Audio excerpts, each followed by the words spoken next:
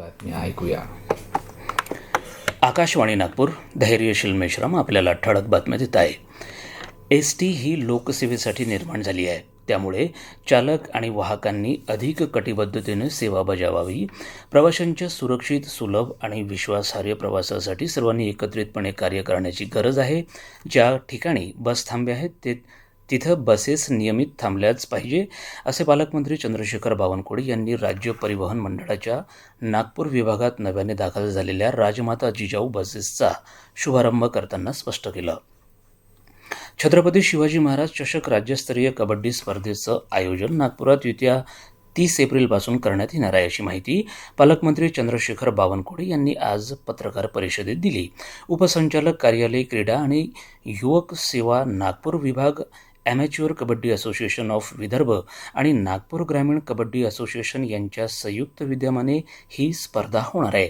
या स्पर्धेच्या माध्यमातून राज्यातील कबड्डीला चालना मिळेल आणि ग्रामीण खेळाडूंना संधी उपलब्ध होईल, असं बावनकुळे म्हणाले. राज्यातील नामांकित संघ आणि खेळाडू या स्पर्धेत सहभागी होणार आहेत. प्रधानमंत्री राष्ट्रीय बाल पुरस्कार 2026साठीची नामनिर्देशने खुली करण्यात आली आहेत. या पुरस्कारासाठी 5 ते 18 वर्ष वयोगटातल्या मुलांची निवड केली जाते. शौर्य, समाजसेवा, पर्यावरण, क्रीडा, कला आणि संस्कृती, विज्ञान आणि तंत्रज्ञान यासारख्या क्षेत्रांमध्ये उत्कृष्ट कामगिरी केलेल्या मुलांना राष्ट्रपतींच्या हस्ते दरवर्षी हा पुरस्कार दिला जातो. नामनिर्देशने सादर करण्याची अंतिम तारीख 31 जुलै आहे. ती awards.gov.in या संकेतस्थळावरच्या राष्ट्रीय पुरस्कार पोर्टलवर स्वीकारले जातील. हवामान. गेल्या 24 तासात विदर्भात आणि मध्य महाराष्ट्रात काही ठिकाणी कमाल तापमानात लक्षणीय वाढ झाली. येत्या 2 दिवसात विदर्भात उष्णतेची लाट कायम राहणार असण्याची शक्यता हवामान विभागानं व्यक्त केली असून मध्य महाराष्ट्र आणि विदर्भात तुरळक ठिकाणी पाऊस पडण्याची देखील शक्यता आहे. क्रिकेट.